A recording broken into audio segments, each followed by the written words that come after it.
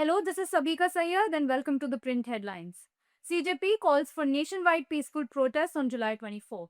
The Cockroach Janata Party has called for a nationwide protest tomorrow, which is July 24, urging supporters, student unions, and civil society groups to hold peaceful demonstrations across districts in solidarity with those it claimed were victims of police brutality during recent protests.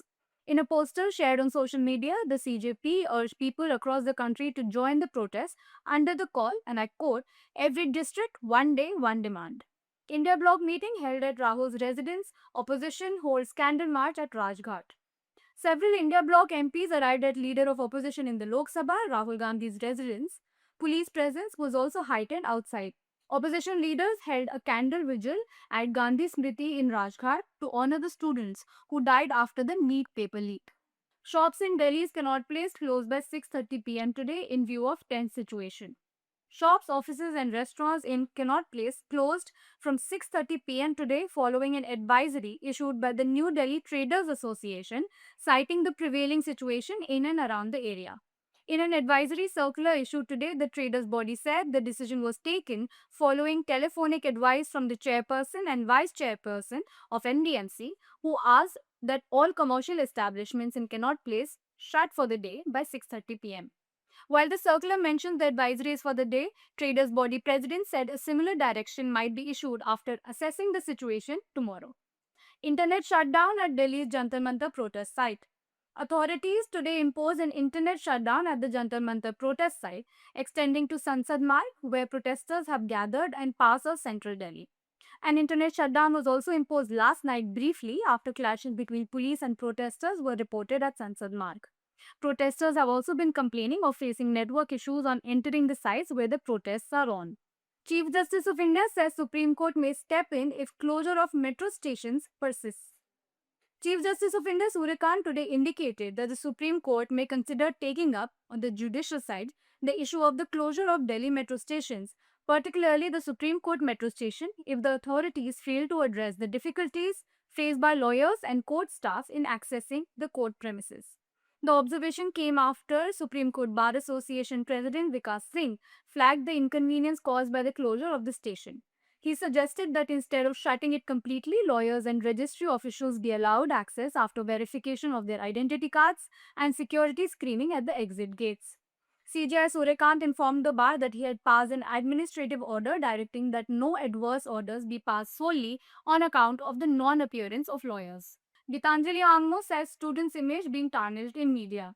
Sonam Wangchuk's wife, Gitanjali Angmo, today appealed against linking the ongoing student protests at Delhi's Jantar Mantar to incidents of violence without evidence, saying the demonstration was taking place peacefully. Gitanjali Angmo also said those who knew the protesting students had witnessed their extraordinary patience, discipline, and restraint. In a post on X, Angmo said it was deeply painful to watch the image of students being tarnished in the media. Centre invites protesters for talks at JP Nadda's office. Cockroach Janata Party rejects offer. As the ongoing protest led by the Cockroach Janata Party in Delhi's Jantar Mantar refuses to die down, Union Minister Jitendra Singh today said the central government has reiterated its commitment to dialogue, stating that it has extended multiple formal invitations to student representatives for discussions. Addressing the students gathered at Jantar Mantar, spokesperson Ashutosh Ranka said the CJP said talks would only be held at Jantar Mantar or a neutral venue. PM Modi says government to set up fast-track courts for paper leak cases. Prime Minister Narendra Modi said today that the government has decided to set up fast-track courts for paper leak cases. Modi stated in a post on X, and I quote, "We have decided to set up fast-track courts to ensure swift and stringent punishment for those involved in paper leaks." This was his first direct comments tied to major protests by the CJP on NEET UG paper leak. He added, and I quote, "Nothing is more important than the welfare and future of our youth." Rijiju says opposition trying to run away from NEET debate by attaching preconditions. Parliamentary Affairs Minister Kiren Rijiju today accused the opposition of attaching preconditions and trying to run away from a debate on the NEET paper leak issue. As the opposition insisted on the resignation of Education Minister Dharmendra Pradhan, Rijiju told the Lok Sabha that during the discussion, the government would also like to put across its point of view on the matter. Delhi High Court agrees to hear PIL seeking probe into CJP protests tomorrow. The Delhi High Court has agreed to hear tomorrow a public interest litigation seeking a probe into the Cockroach Janata Party-led protests at Jantar Mantar over examination irregularities. The counsel for the petitioner mentioned the PIL before a bench of Chief Justice D.K. Upadhyay and Justice Tejas Karia and requested that the case be listed tomorrow. Police orders probe into Mumbai cop who was recorded threatening to plant drugs on protesting students. The Mumbai police today ordered an inquiry and shunted a policeman from his current posting pending inquiry after a viral video was posted by the Congress in which the policeman, a driver with Mumbai police, is seen threatening protesting students. The policeman seen in the video walked at Sion police station till he was moved out, the state's home department said. 400 booked, 13 FIRs in 5 days for protesting without permission in Mumbai. The Mumbai police have registered 13 offences related to protests in the city in support of the Cockroach Janata Party protests at Jantar Mantar. The FIRs have been registered since July 18 under various sections related to unlawful assembly and breach of prohibitory orders. Around 400 persons have been named as accused in these FIRs. A large number of people gathered outside Shiv Sena Bhavan in Dadar and raised slogans against Union Education Minister Dharmendra Pradhan and Prime Minister Narendra Modi. FIR against Instagram user for allegedly abusing Prime Minister Narendra Modi over student protests in Delhi.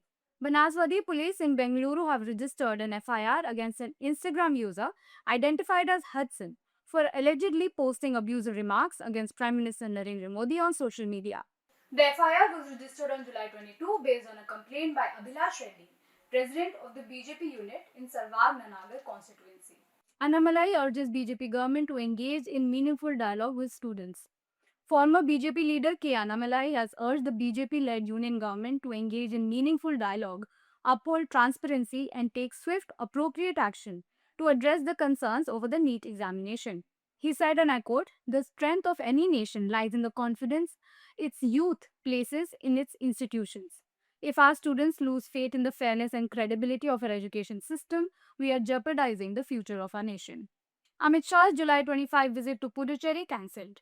Union Home Minister Amit Shah has cancelled his scheduled visit to Puducherry on Saturday, July 25, to confer the President's Police Colour Award on the Territorial Police. The Union Home Minister was scheduled to visit Puducherry to hand over a ceremonial colour flag to the Territorial Police, symbolizing the conferment of the President's Police Colour Award. Ram Temple Trust defers CEO selection by a month.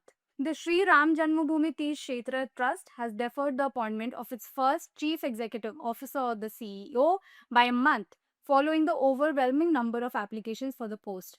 The trust has received over 5,200 applications.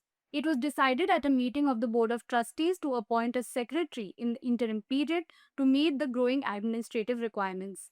This was the second meeting of the trust amid allegations of theft of donations offered at the temple.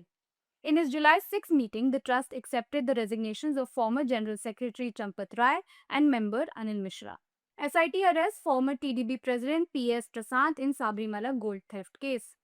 The special investigation team investigating the Sabrimala gold theft case today recorded the arrest of former TDB President P.S. Prasad and former board member A. Ajikumar.